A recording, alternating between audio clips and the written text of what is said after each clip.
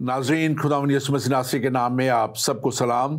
मैं आपका खादम, आपका host reverend doctor Robin Salaskar ईमान का सफ़र प्रोग्राम लेके आज फिर आपके सामने हाज़िर हूँ। और नाज़रीन, मैं खुदावंद अपने खुदा का शुक्रगुज़ार हूँ।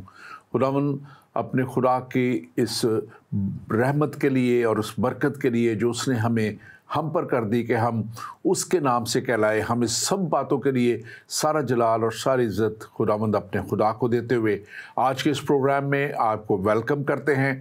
और मैं खुदावंद अपने खुदा का शुक्रगुज़ार हूँ जो हमारी ज़िंदगी में हमें बार बार ये मौके अता करता है कि हम ज़िंदगी के सफ़र में और ईमान की इन राहों पर चलते हुए हम उस मकाम तक पहुँचें, उस जगह तक पहुँचें जो खुदावंद हमारा खुदा जहाँ पे हमें देखना चाहता है। और यकीनन खुदा का असली प्लान यही रहा बाग़ अदन से और फिर यीशु मसीह के वसीला से जो नजात इंसान को दी गई कि खुदा की वो जगह और खुदा ने जो इंसान के लिए एक अपने पास जगह तैयार की, उस जगह तक सब लोग पहुँचे। और एक है जो इस जगह तक पहुँचने में हमें रोकता है, और वो इब्लीस और उसकी कुव्वतें हैं जो इंसान को नहीं चाहती कि वो खुदावंद के पास जाए और उस जगह से रोकती हैं। हमने पिछले दिनों प्रोग्राम किए और हमने देखा कि कैसे खुदा ने दुनिया को फिर से रिस्टोर करने के लिए, बहाल करने के लिए अपने बेटे यीशु मसीह को भेजा। और यीशु मसीह ने कैसे इस दुनिया में आके खुदा की कुदरत को ज़ाहिर किया, खुदा की खूबियों को ज़ाहिर किया और खुदा की मोहब्बत को ज़ाहिर किया, खुदा की मुआफ़ी को ज़ाहिर किया। और फिर ख़ुद उस कफ़ारे की जिसके लिए तकाज़ा था शरीयत का कि गुनाह के लिए कफ़ारा दिया जाए, ख़ुद कफ़ारा बन के वो मरूसी गुनाह से हमें निजात दिलाई।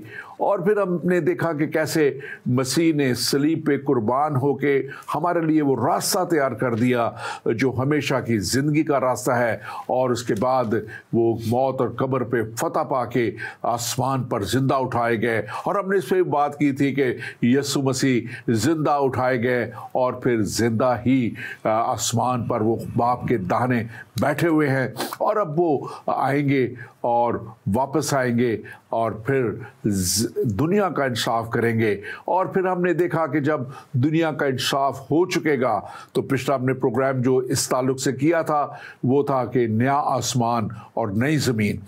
और उस नए आसमान और नई ज़मीन में हमने बात की थी कि हमने नए शहर यरूशलेम को देखा। और हमने इस बात पे भी तफसीलन बात की थी कि ये नया शहर यरूशलेम जो है इसमें कौन जाएगा। और वो लोग जो यीशु मसीह पे ईमान लाके और उसके कलाम के मुताबिक ज़िंदगी बसर करते हुए तौबा और निजात हासिल करके और खुदा के साथ उस तौर पे चलते हुए जैसे उसका कलाम कहता है वो लोग जाएंगे। और फिर हमने बात की थी, देखा था कि उस नए यरूशलेम में हमने उस बात पढ़ा है, हम पढ़ते हैं मुकाशवा की किताब, आखिरी किताब बाइबल मुकद्दस की, मुकाशवा की किताब बुक ऑफ रेवलेशन और चैप्टर 22 में लिखा हुआ है कि एक जो है ज़िंदगी का दरख्त हमने वहाँ उसके जिक्र सुना, हमने वहाँ लिखा हुआ पाया।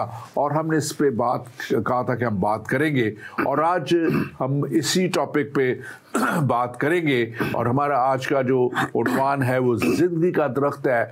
बाग़ अदन में ये ज़िंदगी का दरख्त जो है ये क्या माने रखता है, इसकी क्या जो है हकीकत क्या है और क्या इसका मेरे और आपकी ज़िंदगी से इसका ताल्लुक़ है। सो हम आज बात करेंगे। आज का हमारा टॉपिक जो है ज़िंदगी का दरख्त, ट्री ऑफ लाइफ इंग्लिश में इसको हम कहेंगे। और इसके साथ साथ हम बात करेंगे कि कौन इस दरख्त के पास जा सकेगा। और आज इस सब्जेक्ट पे, इस टॉपिक पे बात करने के लिए स्टूडियो में मेरे साथ मौजूद हैं पास्टर तसव्वुर सैमुअल। मास्टर तसव्वुर सैमुअल बहुत अच्छे खुदा के खादम और बैप्टिस्ट चर्च में खिदमत करते हैं और हम इनके लिए और इनकी ज़िंदगी के लिए खुदा का शुक्र अदा करते हैं। हमारे साथ इन्होंने बहुत से प्रोग्रामों में जो है शिरकत की है, आते हैं। और ख़ास तौर पे जब हमने मुकाशवा के ऊपर स्टडी की थी तो उसमें हमने जो 7 कलीसियाओं के ताल्लुक़ प्रोग्राम किए थे उसमें भी इन्होंने एक अच्छी हमें इंसाइट दी थी। उन कलीसियाओं के ताल्लुक़ से भी हम वेलकम करते हैं pastor Tasawwur, welcome to the show, आपको वेलकम करते हैं। आप अपने ताल्लुक से अगर मज़ीद कुछ बताना चाहें और आज के इस उन्वान के ताल्लुक से, सब्जेक्ट के ताल्लुक से जो है, अगर आपसे इब्तदाइया को देना चाहें तो आप दे सकते हैं। पहले तो मैं आपका बहुत शुक्रगुजार हूँ, बहुत शुक्रिया, आपने मुझे दोबारा याद किया और यहाँ मौका दिया। और मैं ये कहना चाहता हूँ कि ये एक बड़ा ज़बरदस्त शानदार प्रोग्राम है जिसके वसीला से हम सीखते हैं और खुदा के कलाम के इरफान में और उसके फ़हम में आगे बढ़ते हैं। शुक्रिया। और आज का टॉपिक बहुत इंटरेस्टिंग होने जा रहा है, ज़िंदगी का दरख्त या जो हयात का दरख्त है। तो मैं उम्मीद करता हूँ सारे मिल के इसको सीखेंगे और आगे बढ़ेंगे। Thank you very much. आपको खुदा का शुक्र करते हैं हम आपके लिए और आपके सारी ज़िंदगी के लिए। अब ये जो ज़िंदगी का दरख्त है, इसके ताल्लुक से जब आप बात करते हैं तो ये हमें मुकाशवा 22 बाब, हम मुकाशवा से इसको शुरू करेंगे और फिर हम इसको देखेंगे कि ये और इसका कहाँ कहाँ जिक्र है, कैसे है। और मुकाशवा के कुछ आखिरी बाब है, आखिरी किताब कलाम मुक़द्दस की और आखिरी बाब, और उसमें पहली और दूसरी आयत में लिखा हुआ है, मैं आपके लिए पढ़ देता हूँ, अपने नाज़रीन के लिए भी पढ़ देता हूँ। और फिर उसने मुझे बिलौर की तरह चमकता हुआ आब हयात का एक दरिया दिखाया जो खुदा और बर्रा के तख्त से निकलकर उस शहर की सड़क के बीच में बहता था। याद रखें कि ये शहर की अब बात हो रही है, शहर नए यरूशलेम की, ये नए यरूशलेम के ताल्लुक से है। और दरिया के वार पार ज़िंदगी का दरख्त था और उसमें 12 किस्म के फल आते थे और हर महीने फलता था और उस दरख्त के पत्तों से कौमों को शिफा होती थी। अब ये हम इसका जिक्र यहाँ पे अब देख रहे हैं। अब उस नए यरूशलेम में हमने ये पिछले प्रोग्राम में बात की थी, नए जो आज हमारे साथ नए हैं लोग होंगे, इस प्रोग्राम को देख रहे होंगे, उनके लिए बताता चले कि हमने देखा कि पहला आसमान और पहली ज़मीन जाती रही। पहला आसमान क्यों गया, पहली ज़मीन क्यों गई? कि ज़मीन पे गुनाह इतना बढ़ चुका था कि खुदा ने उस गुनाह को और ज़मीन को और उस सब आसमान को सबको ख़त्म किया। और फिर अब नए जो ईमानदार लोग हैं उनके लिए एक नया यरूशलेम, उसके लिए नई ज़मीन और नया आसमान की हम बात देखते हैं। और हम खुदा का शुक्र करते हैं कि खुदा जो है वो इंसान की फ़िक्र करता है और जो उसके साथ चलते हैं उसके लिए ये एक रिवॉर्ड की जगह है, एक उनके लिए एक जगह है जो खूबसूरत जगह, जिसके लिए यीशु मसीह ने कहा था कि मैं जाता हूँ और तुम्हारे लिए जगह तैयार करता हूँ। तो आप इस ताल्लुक से ये जो हवाला पढ़ा गया है, आप ज़रा थोड़ा सा हमें बताइएगा। जी बहुत शुक्रिया। जो हवाला आपने भी पढ़ा है जिसमें ज़िंदगी के दरख्त का रेफरेंस दिया गया है या हवाला दिया गया है, ये बात भी दुरुस्त है कि खुदा हमें अब्दी ज़िंदगी तक लेके जाना चाहता है और उसने उसके लिए एक मंसूबा बना रखा है, जो मैं कहना चाहता हूँ ज़ोर दे के।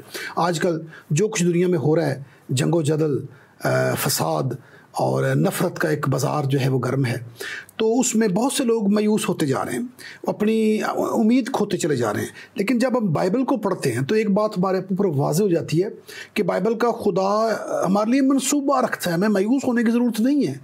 चंद दिन पहले कुछ नौजवान मुझसे पूछ रहे थे कि अभी हमें कुछ करने की ज़रूरत नहीं है, पढ़ने की ज़रूरत नहीं है, जद्दोजहद करने की ज़रूरत नहीं है, सब कुछ तो ख़त्म होने जा रहा है और वी आर जस्ट होपलेस और हमारे पास कोई उम्मीद नहीं है। तो मैंने बता रहा था कि बाइबल का खुदा और बाइबल जो है उसके अंदर बाइबल के खुदा का पूरा मंसूबा लिखा है। तो आपने तो मंसूबे का जो है क्लाइमेक्स पढ़ दिया, तो हमारे पास एक पूरा मंसूबा है खुदा ने जो हमें दे रखा है। तो हमें उसी की ज़रूरत नहीं है, परेशानी की ज़रूरत नहीं है, खुदा के पास मंसूबा है। और मंसूबे का क्लाइमेक्स देखिए कि एंड पे जब हम पहुंचते हैं तो फिर ज़िंदगी है, कसरत की ज़िंदगी है, इफ़रात की ज़िंदगी है और वहाँ पर खुदा के साथ रफ़ाकत और फेलोशिप है। और ये सारा कुछ इन चीज़ों से गुजर के वहाँ पर पहुँच रहे हैं। इसलिए खुदा, बाइबल का खुदा मंसूबा रखता है और हमें मायूस होने की ज़रूरत नहीं है। हम एक शानदार फ्यूचर की तरफ बढ़ रहे हैं। और एक बात मैं और आपको ज़रूर जहाँ पर कोट करना चाहूँगा कि पूरी बाइबल जो 39 किताबें पुराने अहदनामे की और 27 किताबें नए अहदनामे की, 66 किताबें लिखी ही इसलिए गई हैं कि वो जो दरख्त जिसके तक हमारी रसाई ख़त्म हो गई थी उस तक हमने पहुंचना है।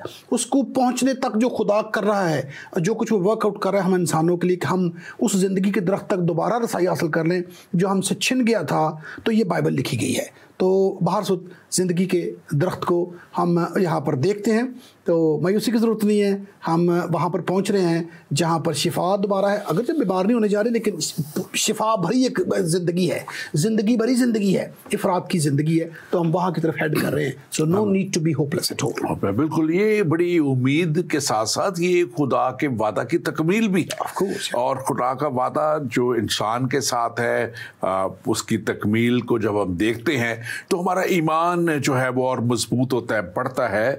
और ये अब जो हमने इसमें देखा कि ये क्या है ट्री ऑफ लाइफ, अब इसकी तरफ अगर हम जाएं तो ये जो है, जो बताया गया इसमें क्लियरली, ये एक हमेशा की ज़िंदगी की तरफ हमें बताता है कि ये जो ना ख़त्म होने वाली रफ़ाकत खुदा के साथ इस जगह पे है। खुदा के साथ हम जो नए यरूशलेम में जब हम होंगे और दोबारा से इंसान रिस्टोर होके, बहाल होके, और फिर ये दोबारा से बागे अदन की हमें बहाली नज़र आती है।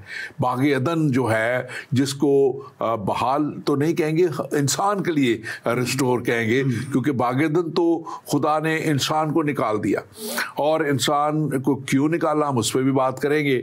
और फिर इसके ऊपर और लेकिन हमें ये ख़ास तौर पे ये बताता है कि हमें यहाँ पे एक अबंडेंट प्रोविज़न की जहाँ जिक्र आता है इस हवाले में कि हर महीने 12 महीने उस पर फल आता था। टेक्निकली ये एक खुदा की जो है गूनागू बरकतों को जो है इंसान को हर वक्त मुहैया रहेंगी, ये उनकी तरफ इशारा है। और हम ख़ास तौर पे ये भी देखते हैं कि यहाँ में एक फुलनेस नज़र आती है ज़िंदगी की।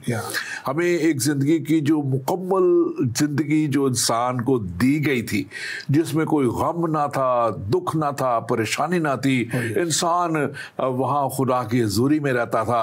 अब ये जो नया यरूशलेम है जिसका वादा किया गया है, इस नए यरूशलेम में वो रेस्टोरेशन हमें नज़र आती है। हर तरह से हमें रेस्टोरेशन नज़र आती है कि हम रिस्टोर हो जाएं उसमें। और फिर हमें इसमें ये भी नज़र आता है कि ये जो इसमें ख़ास तौर पे लिखा है, कौमों को शिफा होती थी उसमें, उसके पत्तों से, दरख्त के पत्तों से। और दरख्त जो है, हम इसको देखते हैं कि यीशु मसीह की तरफ भी इशारा इसका मिलता है। पानी का दरिया जो है वो पाक रूह की तरफ हमें इशारा मिलता है, रूह का बहाव जो है उसकी तरफ इशारा मिलता है। तो ये चीज़ें जो है हमें ख़ास तौर पे बताती हैं कि कैसे हमें एक तो वो ज़िंदगी जो अबंडेंट ज़िंदगी है, हमें जो इटर्नल लाइफ है, हमेशा की ज़िंदगी है, फिर जो हमें लामहदूद प्रोविजंस जो है वो खुदा हर तक बहुतात हमें हर तरह की चीज़ों की बहुतात हमें होगी, और फिर हमें हर तरह की शिफा का यहाँ जिक्र है। तो ये एक कंप्लीटनेस, जो होलनेस नज़र आती है, और एक पीस नज़र आता है जो आज दुनिया में अमन नहीं है, चैन नहीं है, लेकिन वहाँ पे अमन होगा, चैन। और फिर हम एक रिकन्सिलिएशन में खुदा के साथ रहेंगे। आप इसके ताल्लुक से ज़रूर बात कीजिए।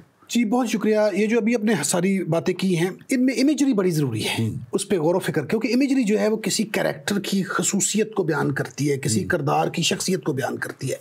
तो चूँकि यहाँ पर हम खुदा की हजूरी में खुदा के साथ वक्त गुजारने जा रहे हैं, इसलिए शिफा का हवाला है, रोशनी का हवाला है, अबदी ज़िंदगी का हवाला है, इफ़रात का हवाला है, कसरत की ज़िंदगी का हवाला है, और एक और आपने जिक्र किया पानी का हवाला है।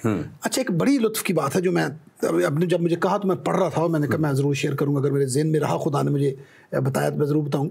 जब इंसान और खुदा इकट्ठा होते हैं ना जी, तो पानी बह निकलता है। दो हवाले में बहुत ज़्यादा भी हैं, लेकिन मैं दो यहाँ पर ज़रूर बांटता हूँ। अदन में जब गुनाह से पहले हवाला दिया गया है कि अदन में खुदा इंसान से मिला करता था, तो वहाँ पे लिखा कि नदियाँ बहती थी, पानी बहता था। यीशु मसीह ने जब वो खुदाए ज़मीन पर, तो उन्होंने कहा कि जो मेरे पास आए, जो मुझे अपना ले, जिसका मैं निजात दहिंदा बन जाऊं, उसकी ज़िंदगी से पानी बह निकलेगा। जब इंसान और खुदा इकट्ठे होते हैं, उनकी सुलह होती है, तो पानी बह निकलता है। तो इमेजरी बड़ी ज़रूरी है। जो आपने अभी बयान किया, ये आने वाली ज़िंदगी में कसरत और अबंडेंस को ज़ाहिर करती है, और खुदा की मेहरबानी हमारे पास मनसूबा है, नाउमीदी नहीं है। जो कुछ दुनिया में हो रहा है, जंगो जदल और नफरत और फसाद की जो एक बाजार जंग लगी हुई है, उसमें हमारे पास, मसीहियों के पास, बाइबल की रोशनी में एक प्लान है कि हम उस बेहतर फ्यूचर की तरफ बढ़ रहे हैं। हाँ, नहीं, बहुत अच्छी बात है। अब इसको हम ये देखते हैं कि ये अब यहाँ पे हमें आखिरी किताब में इसका जिक्र मिल रहा है, आखिरी बाब में इसका जिक्र मिल रहा है। लेकिन इसका जिक्र और कहाँ पे है, और ये कहाँ से इसका शुरू, इब्तदा जब ज़मीन और आसमान की हुई, बागेदन से हुई, और वहाँ से इंसान का जो है उस वक्त भी इसका वजूद हमें नज़र आता है।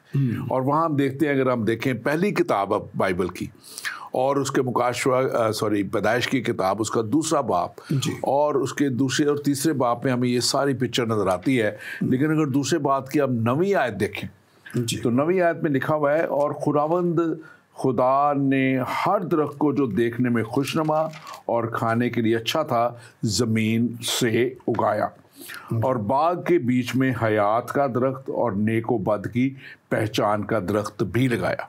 अब ये हयात का दरख्त, ये जिंदगी का दरख्त है, उस पर यहाँ पे जिक्र आ रहा है। लेकिन हम यहाँ देखते हैं कि ये दो दरख्तों की बात है, लेकिन खुदा ने मना एक से किया था, इससे मना नहीं किया था। क्योंकि खुदा ने जब इंसान को बनाया तो उसने उसको पहले से ही अपने रफाकत के लिए और इटर्नली हमेशा के लिए बनाया था। तो उसको उस वक्त मेरे हिसाब से तो कोई फ़िक्र की बात थी नहीं कि अगर वो उस पल में से भी खाता, और हमें कहीं इसका जिक्र नहीं मिलता कि उसने खाया या नहीं खाया, इसलिए हम आउट ऑफ कॉन्टेक्स्ट नहीं जाएंगे। लेकिन इसको मना नहीं किया। लेकिन जो नेक व बद की पहचान का दरख्त था, खुदा ने उससे मना किया।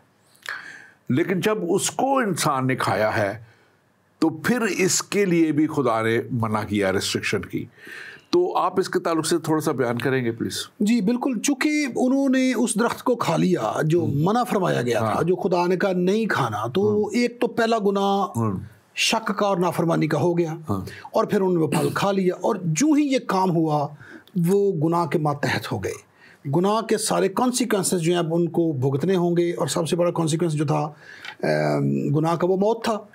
कि अब ये जो बदन है, जो मैंने तुम्हें बदन दिए हैं गिफ्ट के तौर पर और शानदार तरीके से बना के दिए हैं, तुमने इनको अब जो है वो मौत का शिकार कर दिया है। अब मरना लाजमी है, मौत तुम्हारा मुकद्दर हो गई है। अब उस मौत की सूरत में, उस गुनाह आलूद ज़िंदगी में, उस गुनाह वाली ज़िंदगी में अगर हम मौत की तरफ जब बढ़ रहे हैं, उसमें अगर हयात का दरख्त का फल खा लिया जाए, अबदी ज़िंदगी के दरख्त का फल खा लिया जाए, तो देखिए वो कितना खौफनाक होता कि एक इंसान गुनाह की हालत में, मरने की हालत में ज़िंदा ही रहता चला जाता, कमज़ोर होता चला जाता, तो क्या हालत हो जाती। तो मेरे ख्याल में खुदा ने मना करके भी अपने फजल को ज़ाहिर किया कि ये ना खाया जाए, अब ना खाया जाए, इस हालत में ना खाया जाए, ताकि तुम्हारी जान छूट जाए गुनाह के बदन से, और फिर तुम्हें जो नए बदन है इसमें हम बात करें दिए जाए। बिल्कुल बिल्कुल, इसमें हम यहाँ पढ़ लेते हैं ताकि हमारे नाजरीन के लिए, बल्कि मैं अपने नाजरीन से कहूँगा कि आप इस प्रोग्राम को जहाँ कहीं भी आप देख रहे हैं, आप ज़रूर शेयर कीजिए।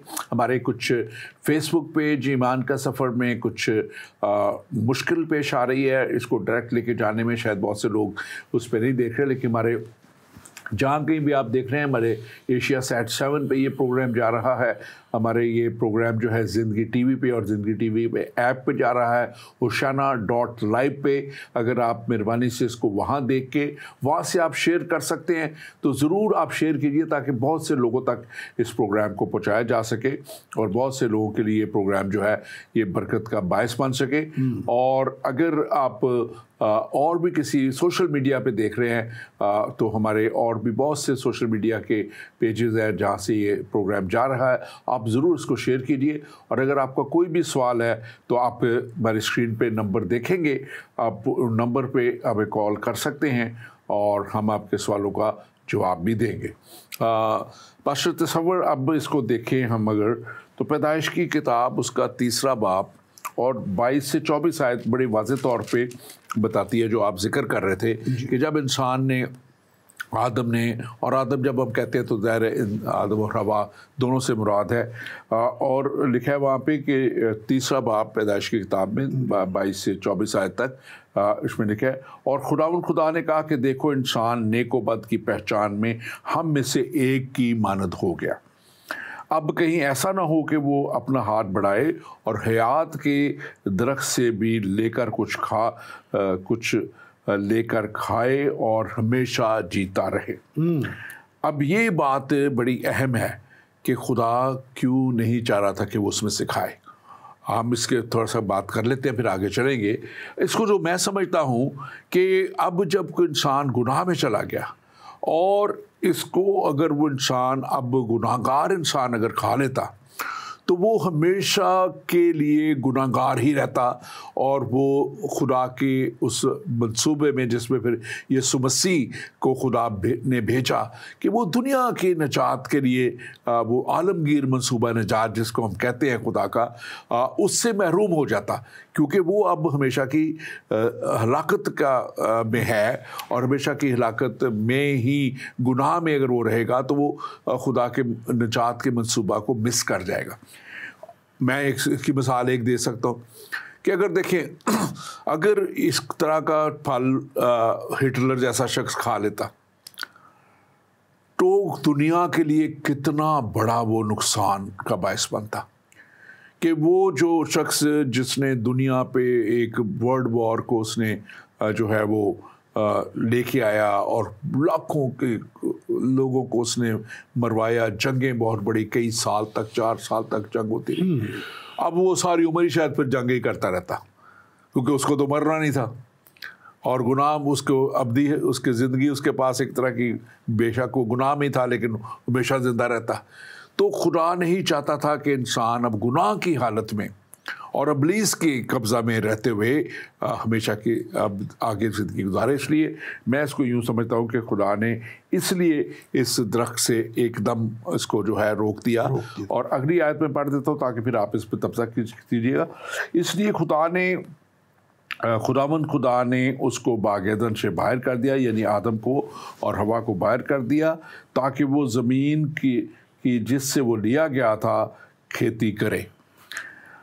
चुनाचे उसने आदम को निकाल दिया और बागेदन के मशरिक़ की तरफ करूबियों को और चौगिर्द घूमने वाले शोलाज़न तलवार को रखा कि वो ज़िंदगी के दरख्त की राह की हिफाजत करे।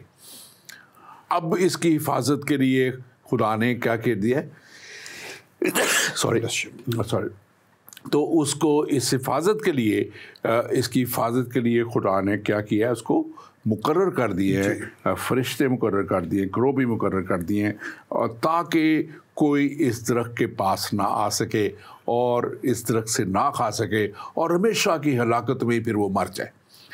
आप इसके ताल्लुक से ज़रूर बात कीजिए। जी बहुत शुक्रिया, आपने उसकी मिसाल दी है, बिल्कुल ऐसी है। अगर वो वही, अब देखिए आजकल दुनिया में देखें, कुछ लोग जब अगर आप जाते हैं, जो टर्मिनल इल लोग हैं या बीमार लोग हैं, तो मौत है जो उनको छुटकारा देती है।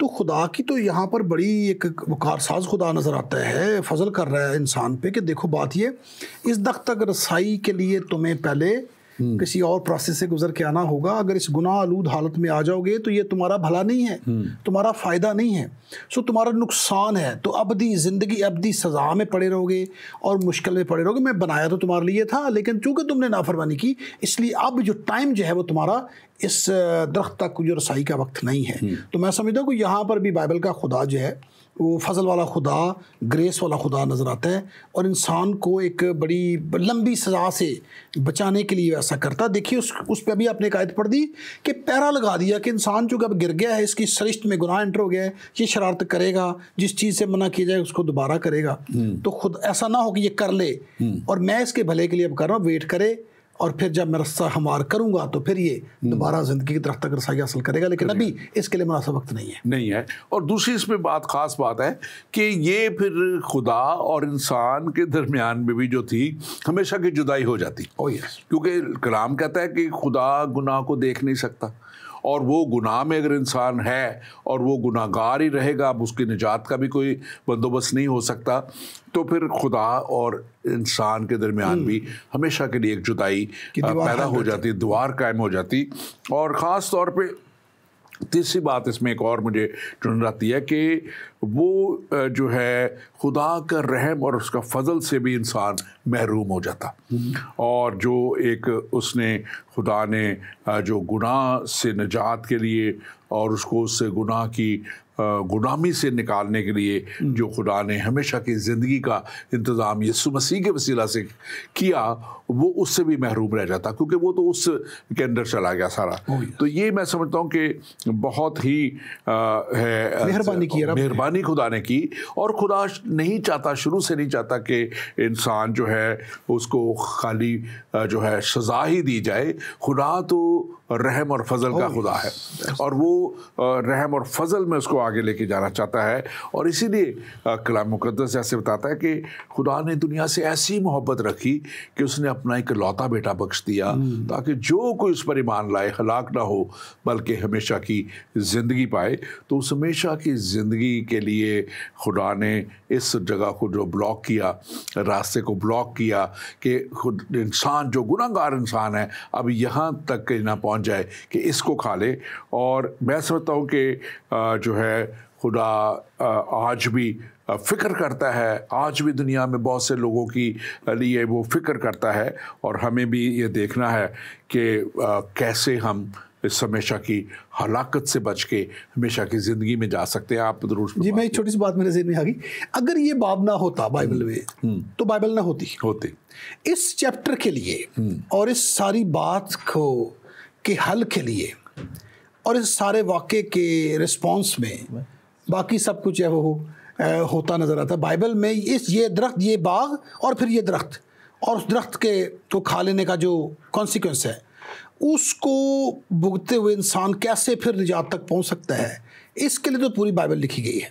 तो ये हवाला बड़ा ज़रूरी है, और मैं नाज़रीन के लिए कहना चाहूँगा ज़रूर बाइबल को पढ़ें, कलाम अक़दस का मुताला करें और देखिए कि पूरी बाइबल सिर्फ इसलिए लिखी गई कि वो दरख्त जो हमसे छिन गया और वो रसाई जो हमारी कुव्वत से बाहर हो गई, और वो दरख्त जो हमारी जो है वो कुव्वत से बाहर हो गया या हमारे लिए ना रहा, उसको दोबारा हमारे लिए मुहैया करने के लिए खुदा ने ये पूरी बाइबल लिखवाई है, और हमें फिर आहिस्ता आहिस्ता वो दोबारा वहीं पर उसी मकाम में लेके जाना चाहता है। अभी हमने पहले पढ़ दी है मुकाशफा की किताब का 22वां the last chapter of the book, कि वहाँ पर कैसे इंसान को दोबारा उसी दरख्त तक रसाई हो जाती है। इसलिए बाइबल एक जो है पूरी कायनात की तारीख़ की किताब है, और फिर पूरी दुनिया की तारीख़ की किताब है, इंसान की तारीख़ की सबसे बड़ी किताब है। तो इंसान को अगर अपना आगाज़ जानना है तो यहाँ पढ़े, और फिर देखना है कि मेरा मुकद्दर, मेरा नसीब, मेरी डेस्टिनी क्या है, वो देखनी है तो बाइबल पढ़े, और वो ये जो हमसे छिन गया उसको दोबारा हासिल करने के लिए सारी किताब लिखवाई गई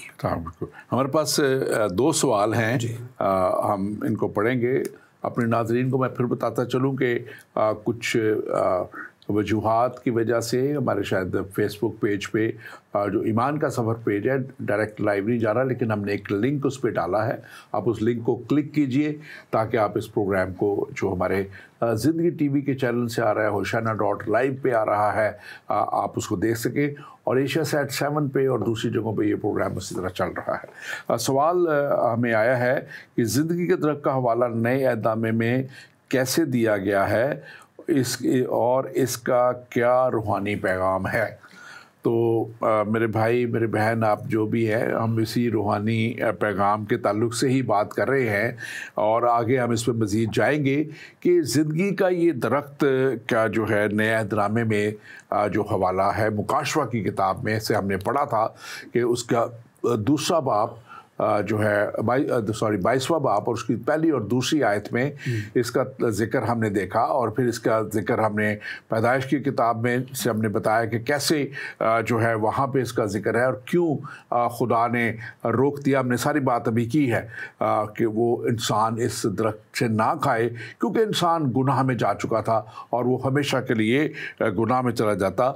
रूहानी पैगाम इसके में ख़ास तौर पे हमें ये मिलता है कि जो खुदा के साथ चलने वाले लोग हैं, जो हमेशा की हलाकत से निकलना चाहते हैं और गुनाह की ज़िंदगी से दूर रह के यीशु मसीह पे ईमान ला के उसके पीछे चलते हैं, वो उस हमेशा की ज़िंदगी में और उस नए यरूशलेम में, क्योंकि जैसे खुदा ने जब गुनाह लिखा है कि दुनिया में बहुत बढ़ गया और नूह का तूफ़ान आया और सिर्फ 8 जानों को बचा के खुदा ने दुनिया को, मैं इस तरह कहता हूँ कि धो के पाक किया, साफ़ किया उस पानी के तूफ़ान से, जो पहाड़ों से भी ऊंचा पानी पूरी दुनिया में जो फैल गया था। तो मैं कहता हूँ कि वो बैप्टाइज़ किया गया पाक किया गया। जैसे इंसान जब तौबा करके आ जाता है खुदा के पास तो वह बपतिस्मा लेता है, वो एक पाक करता है अपने आप को और फिर एक पाकीज़गी में चलता है। खुदा ने इस दुनिया को दोबारा से शुरू किया, लेकिन फिर दुनिया में गुनाह बढ़ता गया। फिर यीशु मसीह का आना हुआ और यीशु मसीह ने उस गुनाह के लिए कफ़ारा दिया। लेकिन हम देखते हैं कि दुनिया ने आज भी, बहुत सी दुनिया ने, क्योंकि एक तिहाई दुनिया के लोग मसीहत में हैं, मसीह को कबूल कर चुके हैं, ईमान लाए हैं, लेकिन बहुत से लोग हैं जो 2/3 लोग अभी भी जो हैं वो दुनिया गुनाह में और खुदा से दूरी में हैं। और इसलिए उनके लिए ये आज ख़ास पैगाम ये है कि अगर वो यीशु मसीह को अपना निजात दहिंदा कबूल करके और खुदा के पास आएँ और तो उनके लिए उस नए यरूशलेम में जो आज जिसकी हम बात कर रहे हैं, और ये ज़िंदगी का दरख्त मौजूद है जहाँ वो हमेशा के लिए खुदा के साथ रहेंगे और खुदा के रफ़ाकत में हमेशा की ज़िंदगी गुजारेंगे। पास सवर आप इस पर बात जी, उन्होंने स्पेशल पूछा कि रूहानी इसके जो है इम्प्लीकेशन क्या है, ये रूहानी माने क्या है। हाँ। एक और देखिए, पुराने अहदनामा में उस दरख्त का फल खा के हम जिंदगी खो बैठे, खुदा के फजल से दूर हो गए। अब नए अहदनामे में एक और दरख्त है जिसका फल खा के हम इस दरख्त तक रसाई हासिल कर लेते हैं, वो है यीशु मसीह। उन्होंने खुद कहा, जिंदगी का हकीकी दरख्त मैं हूँ, I am the real the true wine. तो ज़िंदगी का या अंगूर का हकीकी दरख्त मैं, तो मुझे अब मेरे पास आओ, मुझे लो। तो उस दरख्त को करके हम निकल गए थे, इस दरख्त को पा के हम अपनी ज़िंदगी पा जाते हैं। तो इसलिए यीशु मसीह ने अपने आप को बतौर ख़ास कहा कि ज़िंदगी का हकीकी दरख्त मैं हूँ। तो उसको हम उसका फल खा के अब हम अबदी ज़िंदगी के फल तक हमारी रसाई करते हैं। वहाँ पर तो ज़िंदगी मिल चुकी है हमें, वहाँ पर उस फल से हमने ज़िंदगी नहीं पानी, दरख्त से नहीं पानी, लेकिन वो रिप्रेजेंटेशन है मसीहा के काम की कि दोबारा हम अपनी ज़िंदगी तक पहुँच गए। तो ये इसका ये भी शानदार रूहानी। बिल्कुल। और इसके लिए अगर हम देखें, रोमियो के नाम पौलुस रसूल का ख़त जो है 5वां बाब उसकी 12 से 19 आयत बड़े वाज़े तौर पे सारे को बयान करती है, और मैं चंद आयत उसमें पढ़ देता हूँ। लिखा है, पास जिस तरह एक आदमी के सबब से गुनाह दुनिया में आया और गुनाह के सबब से मौत आई, यूं मौत सब आदमियों में फैल गई, इसलिए कि सब ने गुनाह किया। और लिखा है कि 14वीं आयत में लिखा हुआ है कि तो भी आदम से लेकर मूसा तक मौत ने उन सब पर बादशाही की। ये उसमें लिखा है। 15वीं आयत में लिखा हुआ है, क्योंकि जब एक शख्स के गुनाह के सबब से बहुत से आदमी मर गए तो खुदा का फजल और उसकी बख्शिश एक ही आदमी यानी यीशु मसीह के वसीला से फजल से पैदा हुई और अफराद से हम पे नाज़िल हुई। और लिखा है कि उस फजल के वसीला से हम हमेशा की ज़िंदगी पाते हैं। और 19वीं आयत बड़ी ख़ास है, लिखा है, क्योंकि जिस तरह एक ही शख्स की नाफरमानी से बहुत से लोग गुनाहगार ठहरे, इसी तरह एक ही फरमाबरदारी से बहुत से लोग रास्तबाज ठहरेंगे। यानी यीशु मसीह के वसीला से हम रास्तबाज ठहरा दिए गए हैं, उसकी रास्तबाजी के वसीला से हम उस हमेशा की ज़िंदगी में शामिल कर दिए गए हैं। एक सवाल हमारे पास और है, आप इसका जवाब दीजिएगा। ज़िंदगी के दरख्त का क्या मफ़हूम है और ये आदम और हवा की कहानी में किस तरह से मुतल्लिक है? कहानी से क्या है? आदम और हवा की कहानी में किस तरह से इसका ताल्लुक है? ओके, चलिए, जो मैं आपका सवाल समझ पाया हूँ मैं उसके मुताबिक जवाब देने की कोशिश करता हूँ कि आदम और हवा उस अदन में रखे गए तो वहाँ पर दरख्त का क्या माने हैं। पहले मैंने बता दिया, शायद मैंने पहले जिक्र किया है कि खुदा ने इस ज़मीन पर अदन बनाया क्यों। खुदा ने ज़मीन पर अदन बनाया क्यों? क्या वो उसकी रेजिडेंस थी या उसके रहने की जगह थी? ऐसा नहीं है। खुदा तो पूरी कायनात में मौजूद है, हाज़िर व नाज़िर है हर जगह पर। ये लेकिन जो अदन बनाया गया ज़मीन पर, वो एक ऐसा मुकाम बनाया गया कि मीटिंग प्लेस थी जहाँ पर खुदा इंसान के साथ मिलता था। और खुदा जहाँ मिलता है, देखिए, खुदा के लिए चंद एक लफ्ज़ हैं, जब हम बोलते हैं या खुदा का जिक्र करते हैं तो हमारे ज़हन में वो इमेज बनते हैं। रोशनी, अबदी ज़िंदगी, पानी, अफराद की ज़िंदगी, फलदारी वगैरह वगैरह। तो ज़मीन पर जब अदन बनाया गया, जो मैं समझता हूँ कि पहली सेंचुरी है बंदे यानी इंसान और खुदा के मिलने की, तो चूँकि वो उनके मिलने की जगह है तो यहाँ पर 3-4 बातें ज़रूरी हैं। उस बाग के अंदर खुदा की मुलाकात होती है इंसान के साथ, वहाँ से पानी बह निकलता है, पानी ज़िंदगी का निशान है, वहाँ से ज़िंदगी का दरख्त लगा है, वहाँ पर लगा हुआ है, ये इस बात का निशान है कि ये खुदा की जगह है, खुदा यहाँ मिलता है। सो यहाँ पर वो जो अपनी हयात का दरख्त था, ज़िंदगी तो उन्हें खुदा ने दी हुई थी, उनके पास थी, लेकिन वो एक रिप्रेजेंटेशन है, मैं जो समझता हूँ कि प्री फॉल ग्रेस का एक निशान था कि खुदा जब भी होता है कहीं पर, वहाँ पर अबदी ज़िंदगी मौजूद होती है। लेकिन साथ साथ ज़िम्मेदारी भी है कि खुदा ज़रूर अपने बंदों को आज़ाद मर्जी दे के उनकी मोहब्बत को चेक करता है। खैर वो गिर गए उससे, वो हमें पता है। तो खुदा की मौजूदगी का इजहार था, खुदा के होने का इजहार था, कसरत की ज़िंदगी का निशान था कि ये अदन जो है खुदा ने अपने बंदों के लिए बनाया है। और आज भी बाइबल का खुदा माफ़ी का खुदा है, कसरत की ज़िंदगी का खुदा है, वो मोहब्बत का खुदा है, वो प्रोविडेंस का खुदा है, वो अबदी ज़िंदगी का खुदा है। सो इसलिए वो बाग़ अदन में बनाने का मकसद यही था कि खुदा जो बनाता है हमारे लिए, इंसानों के लिए, वो बहुत शानदार है। और देखिए मीटिंग प्लेस में भी खुदा उनके साथ मिलता है, बातें करता है, गुफ्तगू करता है और उनके साथ फेलोशिप करना चाहता है। और ये हमेशा से खुदा की आरज़ू रही है और ख्वाहिश रही है। अल्लाह के फ़ायदा हमारा है, उसका फ़ायदा तो नहीं है, लेकिन ये खुदा के दिल की आवाज़ है कि इंसान उसके साथ फेलोशिप रखे। तो ज़िंदगी का दरख्त जो है असल में खुदा की हजूरी और खुदा की रफ़ाकत और खुदा की प्रोविडेंस और उसके फ़ज़ल और कसरत का इजहार है। सो मैं समझता हूँ कि अगर वो ज़िंदगी का दरख्त ना होता तो शायद हम बहुत मिस करते किसी चीज़ को। अब हम नहीं कह सकते कि खुदा जो बनाता है वो कसरत की चीज़ नहीं है। खुदा कसरत की ज़िंदगी देता है और कसरत से देता है।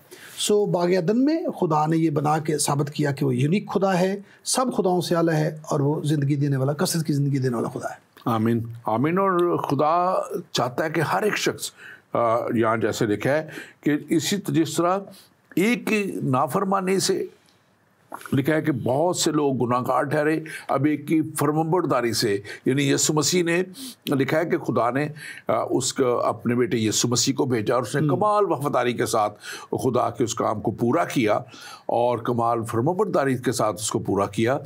और अब उसकी फरमाबरदारी के वसीला से जो कोई भी लिखा है उस पर ईमान लाए, हलाक ना हो बल्कि हमेशा की ज़िंदगी पाए। और मुकाशवा की किताब ही में दूसरा बाप उसकी 7वीं आयत में लिखा है, जिसके कान हो वो सुने कि रूह कलीसियाओं को क्या फरमाता है। जो गालिब आए मैं उसे ज़िंदगी के दरख्त में से जो खुदावत के फिरदौस में है फल खाने को दूंगा। जो गालिब आए, अब कंडीशन क्या है कि हमें इस दुनिया के ऊपर, इस दुनिया की जो शैतान और उसके सारे जो हमले हैं, और शैतान और उसके सारे काम हैं, और शैतान और उसके सारे बहकावों से हमें बचना है और गालिब आना है। और जो झूठी तालीमें, बहुत से झूठे मज़ाहिब इस वक्त चल पड़े हुए हैं, बहुत सी नई तालीमें दे रहे हैं, बहुत सी बुतों की पूजा की जा रही है, देवताओं की पूजा की जा रही है। मैंने पिछले किसी प्रोग्राम में भी कहा था कि लाखों करोड़ों जो है ना, जो गैलन दूध देवताओं के ऊपर निशावर कर दिया जाता है, जबकि उसी मुल्क में, इंडिया में जो है करोड़ों बच्चे भूख से मर जाते हैं। और ये झूठी रसूमात और ये झूठे बुत जो हैं, खुदा का कलाम कहता है कि वो कुछ इंसान को नहीं दे सकते। और खुदावंद हमारा खुदा जो है वो ज़िंदगी देने वाला, हमेशा की ज़िंदगी देने वाला खुदा चाहता है कि उसके साथ इंसान वफादारी के साथ चले तो वो उसको हमेशा की ज़िंदगी मिल जाए। और यहाँ पे लिखा है कि जिसके कान हो वो सुने कि रूह कलीसियाओं से क्या फरमाता है। अब कलीसियाओं से मुराद ये है कि जो चर्च है वो एक कायम इदारा खुदा ने कर दिया है कि जिसके वसीला से खुदा का कलाम दुनिया तक पहुँचे। और जब हम मुकाशवा की किताब में देखते हैं, इसी में लिखा है कि 7 कलीसियाओं को जब यीशु मसीह का दोबारा आने का जो है अदालत के लिए पैगाम था, वो कलीसियाओं के सुपुर्द किया गया ताकि दुनिया तक ये पैगाम दे दिया जाए। और यहाँ पे कहा जो गालिब आए मैं उसे ज़िंदगी के दरख्त में से, आज हम ज़िंदगी के दरख्त की बात कर रहे हैं, आज हम ज़िंदगी के दरख्त की बात कर रहे हैं, तो यहाँ पे लिखा है जो खुदावंद के फिरदौस में है, ये खुदा के फिरदौस में, जहाँ पे खुदावंद मौजूद है, ये ज़िंदगी का दरख्त वहाँ पे है, उसमें से फल खाने को दूंगा। यानी जब ज़िंदगी के दरख्त का फल जो भी खा लेगा उस पर फिर कभी मौत नहीं आएगी। कलाम में इसी में लिखा हुआ है, वहाँ ना दुख होगा, ना तकलीफ होगी, ना होनाला होगा, ना अबलीस और उसके काम होंगे, बल्कि लिखा है कि हम फरिश्तों की मानद वहाँ पे होंगे। आप इस पर ज़रूर बात कीजिए। अभी मैं आप जब बात करते हैं मेरे ज़हन में आ रहा, कुछ लोग इस बात पे बड़े मोतरज़ होते हैं, एतराज़ करते हैं कि देखें जी वो तो ख़त जो है वो लौदीकिया की कलीसिया को लिखा गया, वो फिलडेल्फिया की कलीसिया को लिखा गया। लेकिन बड़ी दिलचस्पी वाली बात है, खुदा का कलाम जो कि बड़ा बारीक है, उसमें बड़ी शानदार हिदायत की बातें होती हैं। जब भी लिखा गया ना लौदीकिया की कलीसिया के फरिश्ता को लिख के खुदावंद कलीसियाओं से क्या फरमाता है। भाई पहले कलीसिया और फिर कलीसियाओं से क्या फरमाता है। खत तो एक खत को चर्च को लिखा जा रहा है, लेकिन वहाँ पर हमेशा है कि खुदा कलीसियाओं से क्या फरमाता है। इसका मतलब कुछ सिर्फ लौदीकिया की कलीसिया के लिए नहीं है, वो सारी कलीसियाओं के लिए है, जो भी उसको पढ़ता है और जिसके कान हो, जिसके कान है, पूरी का 7 अरब 7.5 अरब इंसान सब के लिए खुदा मुखातिब है। तो लायक कलीसियाओं से क्या फरमाता है। ऊपर कलीसिया का नाम लिखा गया एक, लेकिन नीचे हमेशा जमा आता है खुदावंद कलीसियाओं से क्या फरमाता है। सो इस सब के लिए पैगाम है। तो बिल्कुल आपने सही फरमाया कि पैगाम ये है कि खुदा जो है अपने लोगों को जो उसके हैं और जो गालिब आते हैं शैतान के बहकावे पे, और जो मसीह को कबूल करते हैं, उसके खून से धुल जाते हैं, कफ़ारे पर ईमान लाते हैं, वो अबदी ज़िंदगी के वारिस बनते हैं और अबदी ज़िंदगी उनकी मुंतज़िर है। बिल्कुल। अब हम थोड़ा सा इसमें मज़ीद आगे बढ़ते हुए, और मैं अपने नाज़रीन से कहूँगा कि आप ज़रूर इस प्रोग्राम को शेयर कीजिए। हमारे फेसबुक पेज ईमान के सफ़र को, हमारे यूट्यूब पे ईमान के सफ़र को, होशाना.live हमारी जो ऐप है उसको, ज़िंदगी टीवी का ऐप जो है उसको जो डाउनलोड कीजिए। ज़िंदगी टीवी को आप लाइक कीजिए, पाक ज़िंदगी पेज है हमारा उसको आप लाइक कीजिए, और एशिया सेट 7 जो है ये उस पर ये प्रोग्राम ज़िंदगी टीवी के तमाम प्रोग्राम आते हैं, आप इनको आप इस पर देख सकते हैं। और मैं ख़ास तौर पे कहता चलूँ कि आप ज़रूर, आपका कोई भी अगर सवाल हो तो आपकी स्क्रीन पे हमारे नंबर आते हैं, आप हमें भेज सकते हैं ताकि हम इसका जवाब आपको दे सकें। आगे बढ़ते हुए पास्टर सवर, अब इसके रूहानी और मज़हबी अहमियत को थोड़ा सा हम जल्दी से देखेंगे कि बाग अदन की बहाली अब यहाँ पे हमें नज़र आती है। यहाँ पे बाग अदन जो था उसमें से इंसान को निकाल दिया गया, अब इंसान के वो एक्सेस में नहीं है, लेकिन अब जो नया यरूशलेम है ये हमें दोबारा एक्सेस दे रहा है, ये बाग अदन में हमें लेके जा रहा है। और ये नुवीद हमें 22वें बाब में जो दी जा रही है मुकाशवा की, इसमें जलाली और अबदी हालत में हमें दोबारा इंसान को जो है वो बताया गया है कि जब हम वहाँ होंगे तो हम क्या होंगे, हम जलाली बदनों में होंगे, हम जो होंगे वहाँ पे अबदी हालत में होंगे, फिर फना यानी मौत इंसान पे नहीं होगी। और पैदाइश 3 बाब उसकी 24 आयत में लिखा, चुनाचे उसने आदम को निकाल दिया और बागेदन के मशरिक करोबियों को और चौगिर्द घूमने वाली शोलाजन तलवार को रखा कि वो ज़िंदगी की दरख्त के राह की हिफाजत करे। अब इस जगह पे नए यरूशलेम में जो है कोई करोबी नहीं है, कोई तलवार शुराजान तलवार नहीं है, वहाँ पे हर किसी के एक्सेस है। और फिर एक बात जो है कि ये हमें क्लियरली रेस्टोरेशन नज़र आ रही है, बहाली नज़र आ रही है, उस बाग-ए-अदन के खुदा के उस ओरिजिनल प्लान की बहाली नज़र आ रही है कि जहाँ खुदा रफ़ाकत रखता था। और लिखा है कलाम मुकाशवाही की किताब में, और उसमें 22वां बाब 14वीं आयत में लिखा हुआ है कि मुबारक है वो जो अपने जामे धोते हैं क्योंकि ज़िंदगी के दरख्त के पास आने का इख्तियार पाएंगे। अब जो इख्तियार पाएंगे वही जाएंगे वहाँ पे नए यरूशलेम में, वही जाएंगे जो अपने जामे धोते हैं।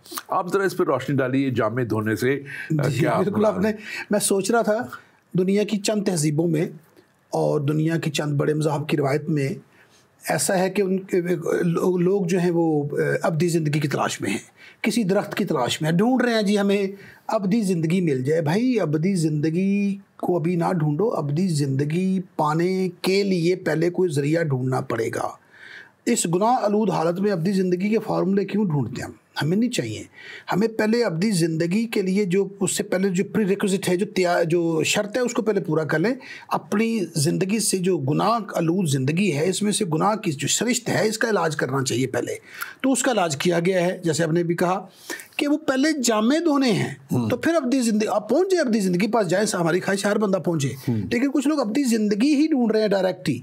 ऐसा नहीं है, अब्दी ज़िंदगी तक पहुँचने का एक वसीला है। पहले जामे धो लें तो फिर वहाँ पर पहुँचे। अगर आपको अब फ़र्ज़ करें ऐसा दरख्त मिल ही जाए जिसको आप खा के हमेशा के लिए ज़िंदा रह सकते हैं, तो बहुत खौफनाक हो जाएगा काम। पहले उसकी जो खराबी है उसको दूर करें। वो जो खुदा ने पहले करूबी बैठाए थे, शोलाज़म तलवार के पैरे बैठाए थे कि इंसान खा के गुनाहलूद ज़िंदगी में ज़िंदा ना रहे, तो हम कभी ऐसा ना कर पाए। तो इसलिए पहले जामे धोएं। जामे क्या है? जामे कौन धोता है? साबन नहीं यहाँ पर चाहिए हमें। ये जामे कौन से हैं? हमारी रूह के जामे हैं, हमारी ज़िंदगी के रूहानी ज़िंदगी के जामे हैं, हमारी सोल के जामे हैं। उनको धोने के लिए इस दुनिया पर एक ही फार्मूला है, वो मसीहा का पाखून है, बरे का पाखून। उससे धोएं और फिर हम अपनी ज़िंदगी तक रसाई पा सकते हैं, उसके बगैर कोई तरीका। यीशु मसीह के जब पाखून की बात करते हैं, यानी कि हम उसके कफ़ारे पे ईमान लाने की बात करते हैं। हम बात करते हैं कि खुदा के इस इंतज़ाम को हम एक्सेप्ट करें, माने कि खुदा ने, जैसे यूहन्ना के इंजील में लिखा हुआ है 3 बाब 16 में, कि खुदा ने दुनिया से ऐसी मोहब्बत रखी कि उसने अपना इकलौता बेटा बख्श दिया, ताकि जो कि उस पर ईमान लाए हलाक ना हो बल्कि हमेशा की ज़िंदगी पाए। और यीशु मसीह ने क्या कहा था कि मैं इसलिए आया कि वो ज़िंदगी पाएं और कसरत की ज़िंदगी पाएं।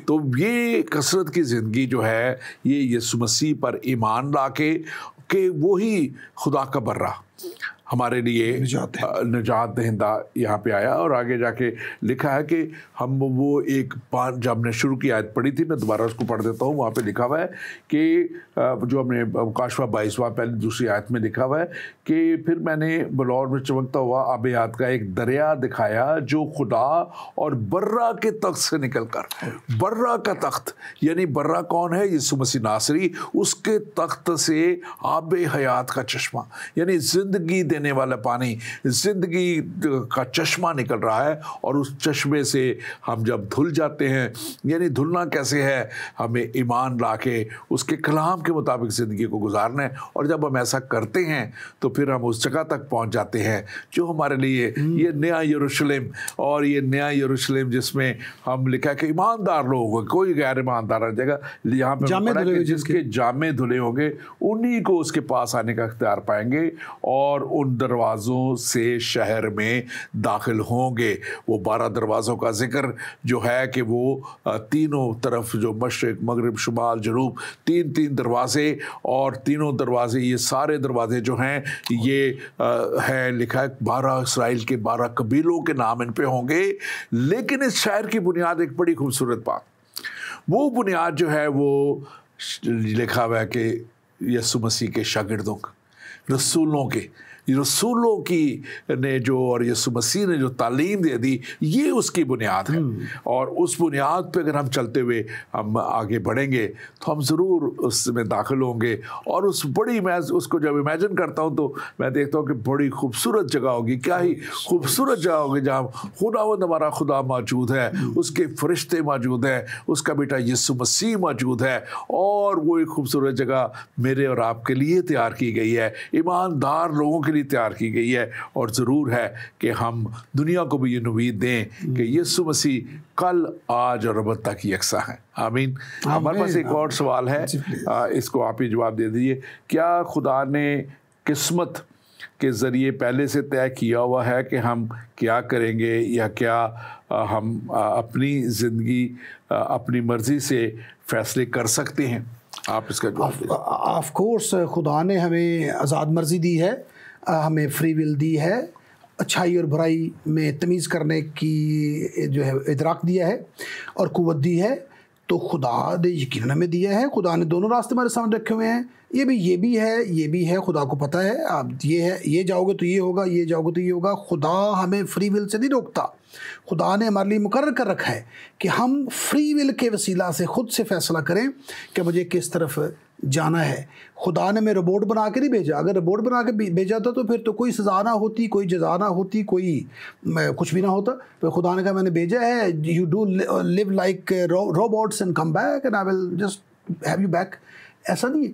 अगर खुदा ने जज़ा और सज़ा रखी है तो उसका मतलब है खुदा हमें आज़ाद मर्जी देता है और वो हमें करने का मौका देता है। हाँ, ये ज़रूर है कि खुदा के पास सारा उसको इल्म है, लेकिन ये नहीं कि उसने पहले मुकर्रर कर रखा है, भाई ही नोज़ के where we are going when we decide. So आज़ादी है, हमने खुद से फैसला करना है। मुझे किसी ने मारा नहीं था कि मैं मसीह को कबूल करके उसके खून से धुल जाऊँ, अपनी ज़िंदगी पा जाऊँ और उसके मुबशर बन जाऊँ, इंजील की पैगाम सुनाऊँ। आज हम बैठे हुए हैं तो हमने फैसला किया कि आज हमने ये प्रोग्राम करना है या चल रहा है। तो ये सारे फैसले आज़ाद मर्जी खुदा ने दिए और खुदा हमें करने का मौका दे, उसमें कोई जबर नहीं है। बिल्कुल। अब इसी रूहानी और मजहबी अहमियत का जो दूसरा पॉइंट ख़ास तौर पे है कि अब हमें यहाँ पे लानत की मनसूखी नज़र आती है। वो जो था ना, रिवर्सल ऑफ द कर्स, इसको इंग्लिश में वर्ड इसका आया है, रिवर्सल ऑफ द कर्स, और मनसूखी जो जाती है या उल्टा या ख़ात्मा। वो लानत जो थी, जब इनका लिखा है कि आदम के गुनाह की वजह से क्या हुआ, ज़मीन भी लानती हुई, फिर आदम और उसकी नस्ल को लानत में चली गई, वो सारी उस गुनाह की लानत में चली गई। अब पहले आदम की वजह से जो है लानत आई। अब दूसरा आदम जो यीशु मसीह जिसको कहा जाता है, उसके वसीला से हमेशा की ज़िंदगी आई, और इस लानत का ख़ात्मा वहाँ से शुरू हो जाता है जब यीशु मसीह ने वो आखिरी अपना जो है ना खाना जो है, लास्ट सपर जो है, अपने शागिर्दों के साथ खाया और उसने कहा कि ये मेरा बदन है। जब वो पाक शराकत दी और ये कहा कि ये मेरा बदन है, ये लो, ये तुम्हारे लिए है। काहे के लिए है? ताकि तुम हमेशा की लानत से बच जाओ, और हमेशा की, ये मेरा खून है जो तुम्हारे तमाम गुनाहों को धो देता है। और यहाँ मुकाशवा ही की किताब, उसका 22वां बाब जो है, उसमें लिखा है कि उसके दरख्तों के पत्तों से कौमों को शिफा होती थी, यानी कि वो दरख्त यीशु मसीह नासरी वो शिफा बन गया। वो उसके पत्तों से शिफा, और फिर वहाँ पे और आगे लिखा हुआ है 3री आयत में, फिर लानत ना होगी। वहाँ पे कोई लानत अब नहीं होगी। वो लानत जो पहले जिसको इंसान को लानती ठहराया गया, बागेदन से निकाल दिया गया, ज़मीन उसके वजह से लानती थी, वो ज़मीन भी ख़त्म कर दी गई, वो आसमान भी ख़त्म कर दिया गया, वो समुंदर भी ख़त्म कर दिया गया, और फिर एक नया आसमान और नई ज़मीन दे दी गई। अब हम उस लानती ज़मीन पे नहीं हैं, उस लानत के नीचे नहीं हैं, बल्कि यीशु मसीह के वसीला से हमेशा की ज़िंदगी में शामिल हो गए हैं। और ये जो ज़िंदगी का दरख्त वहाँ पे जो दिखाया गया है, मैं समझता हूँ ये कासी करता है कि नाउ अबंडेंट लाइफ जो है, रिवर्सल हो गया है, और अबंडेंट लाइफ इज अवेलेबल। हाँ, आपने बातें बयान कर दी, चले मैं भी कर देता हूँ कि देखिए, दरख्त तक रसाई दोबारा हमें मिल गई, बाग वापस आ गया, जो हमने बाग छिन गया था वापस आ गया, दरख्त तक रसाई हमारी दोबारा हो गई, अब्दी ज़िंदगी हमें दोबारा मिल गई, जलाली बदन दोबारा मिल गए, खुदा के साथ हमारी रफाकत दोबारा बहाल हो गई, वही रोशनी दोबारा आ गई, समंदर जाता रहा। यहूदियों के यहाँ समंदर से एक डरने की एक सेंस पाया जाता है, तो वो इसलिए समंदर भी जाता रहा और अंधेरा भी जाता रहा, खुदा के साथ रफाकत बहाल हो गई वगैरह वगैरह। तो सारे कर्स बहाल ख़त्म हो गई, ज़मीन दोबारा जो है वो बरकत वाली हो गई। और जैसे लिखा है यसाया की किताब में कि जानवर इंसान इकट्ठे रहना शुरू हो गए, और जो है शेर जो है वो गोश्त की बजाय फिर दोबारा घास खाने पे आ गया, और उनकी नेचर चेंज हो गई, और आसमान और ज़मीन में सेरेनिटी, पीस और इत्मीनान दोबारा बहाल हो गया। तो as you said in English के वो रिवर्सल ऑफ द कर्सेस है, वो पुराने आखिरी किताब में सारी चीज़ें रिवर्स हो जाती है। और ये उस पे वक्त इसका बड़ा अहम एक पहलू ये है कि जब यीशु मसीह ने सलीब पे अपनी जान दी थी, अपने उस कफारे के काम को पूरा कर दिया था, तो एक लफ्ज़ उन्होंने कहा था, इट इज़ फिनिश्ड। यस, तमाम हुआ। यानी कि वो जो काम ज़रूरी था, वो जो काम कफारे का काम ज़रूरी था, इस लानत को ख़त्म करने का ज़रूरी था, हमेशा की ज़िंदगी को बहाल करने का ज़रूरी था, वो मैंने पूरा कर दिया, वो मैंने मुकम्मल कर दिया। And everything is now restored, और लिखा है going to be restored fully. इसी मुकाशवा में हम इसको देख रहे हैं कि अब ये होगा, लेकिन होगा जब इंसान, लिखा है कि जिसके कान हो वो सुने कि रूह कलीसिया को क्या फरमाता है। और आज आपको भी खुदा, जो आप इस प्रोग्राम को देख रहे हैं, आज खुदा आपसे हम कलाम है, और खुदा आपसे, आप चाहे किसी भी मज़हब से हैं, रंग से हैं, नस्ल से हैं, बुतों को पूजने वाले हैं, खुदा को ना मानने वाले हैं, या किसी गलत मज़हब के पीछे, किसी गलत पैगंबर के पीछे चल चुके हैं, खुदा आपसे भी कलाम कर रहा है, और आपको भी कह रहा है कि मैंने यीशु मसीह के अल्फाज हैं कि लौट आ, क्योंकि मैंने तेरे लिए फिदिया दिया है, मैंने वो काम पूरा कर दिया है। और ख़ास तौर पे बर्रे का वो यीशु मसीह का वो तख्त और उसमें से निकलती हुई वो जो आब हयात के चश्मे हैं, वो आज आपको बुला रहे हैं कि मेरे पीछे आओ। पास्टर सवर, आप, हमारे पास आखिरी मिनट है, आप कुछ इसको सम अप कीजिएगा। ख़ास तौर पे इसमें तीसरी बात जो है हमारी यूनियन विद गॉड, ये बड़ी अहम है कि हमारी खुदा के साथ दोबारा से मिलाप हो गया। हमारी जो इसकी ख़ास तौर पर जो रूहानी अहमियत है और मजहबी अहमियत है, वो हमारा दोबारा मिलाप हो गया। अब इसको भी टच कीजिए। मैं बहुत जल्दी जल्दी बयान किए देता हूँ। एक एतराज़ किया जाता है कि जो मसीहा हैं, यीशु मसीह हैं, वो लॉर्ड जीसस क्राइस्ट हैं, वो किसी कम्युनिटी के सेवियर हैं, या वो किसी कौम का नबी है, या वो चंद लोगों का निजात देंदा। ऐसा नहीं है। मसीहा, हमें पता है, उसने सारे इंसानों के लिए जान दी है, और सिर्फ इंसानों के लिए जान नहीं दी, इस ज़मीन का भी आपने जिक्र किया, ज़मीन की कर्ज को भी उसने उठा लिया, पूरी कायनात को उसने बहाल किया है। लेकिन जब भी हम वक्त का इंतज़ार करें, जब दोबारा एकदम बहाल हो जाएगा। मैं आखिरी बात के साथ ख़त्म करता हूँ। आपको याद है जब यीशु मसीह को सलीब पर वो कफ़ारा दे रहे थे और सुलह करा रहे थे, रिवर्सल हो रही थी सारी कर्सेस, तो उन्होंने अपने सर पे कांटों का ताज पहना था। बहुत से लोग इसको नहीं समझ पाते। Let me tell you something.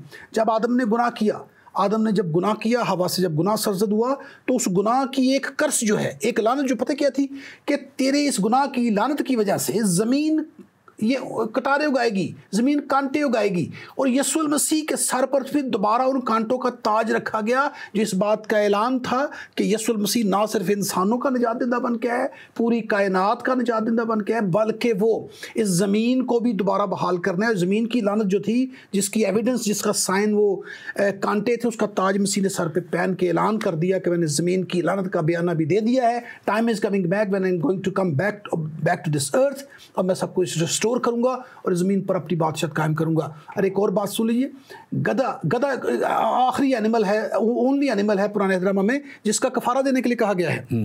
उस पर भी यीशु मसीह बैठ के यरूशलेम में दाखिल हुए थे, उन्होंने उसका भी कफारा दिया। सो एनिमल किंगडम और ज़मीन और सारे इंसान, पूरी कायनात का कफारा दिया गया है, और वो पूरी दुनिया का निजात दहिंदा है। इसलिए वो किसी कम्युनिटी का, किसी एक कौम का, कबीले का नहीं, पूरी कायनात का है। दावत है डॉक्टर साहब ने दी, मैं भी आपको देता हूँ, उसे निजात दहिंदा कबूल करें, खून से धुल जाएं और अपनी ज़िंदगी पा जाएं। Thank you very much. लेकिन आपने एक शेर शुरू में बयान में किया था, अगर आप वो पढ़ना चाहें तो आप क्विकली पढ़ सकते हैं। वो शेर ये है कि ये जो दरख्त की चूँकि बात हो रही थी, और दरख्त जो है हमें बड़े खुदा के पास ले जाते हैं, खुदा ने अपने हाथों से दरख्त लगाए हैं और खुदा को हम बहुत करीब पाते हैं दरख्तों को देख के। तो एक शेर था कि हमको दुनिया ने लकड़हारा समझ रखा है, हमको दुनिया ने लकड़हारा समझ रखा है, हम तो पेड़ों को परिंदों की तरह देखते हैं। Thank you very much, God bless you.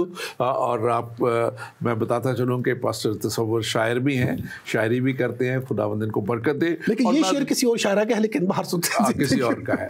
चले, आपके लिए मैं ख़ास जो आज बताना चाहता हूँ कि आज का हमारा ये प्रोग्राम ज़िंदगी का दरख्त, ये ख़ास अहमियत है इसकी, मैं समझता हूँ तमाम दुनिया के लिए, क्योंकि दुनिया आज मुश्किलों में है, दुखों में है, परेशानियों में है, जंग व जदल में है, हर तरफ जंग के साए फैले हुए, बल्कि साए नहीं फैले, जंगें जारी हैं इस वक्त। आप रशिया यूक्रेन की वॉर देखें, ईरान इसराइल की वॉर देखें, अमेरिका की इसराइल के, ये सारी वॉर्स जो चल रही हैं। और फिर अब उसके क्योंकि बहुत से और मुल्कों के मुफादात हैं, वो 10 सिंगों का जिक्र जो है वो इसराइल के ख़िलाफ़ वो इकट्ठे हो चुके हुए हैं। उन 10 बादशाहतों को फिर से एक बहुत बड़ी जंग की तरफ जो है इब्लीस दुनिया को धकेलने को है। लेकिन हम आपको ज़िंदगी की उम्मीद देना चाहते हैं, ज़िंदगी की नवीद देना चाहते हैं, और वो ज़िंदगी की नवीद यीशु मसीह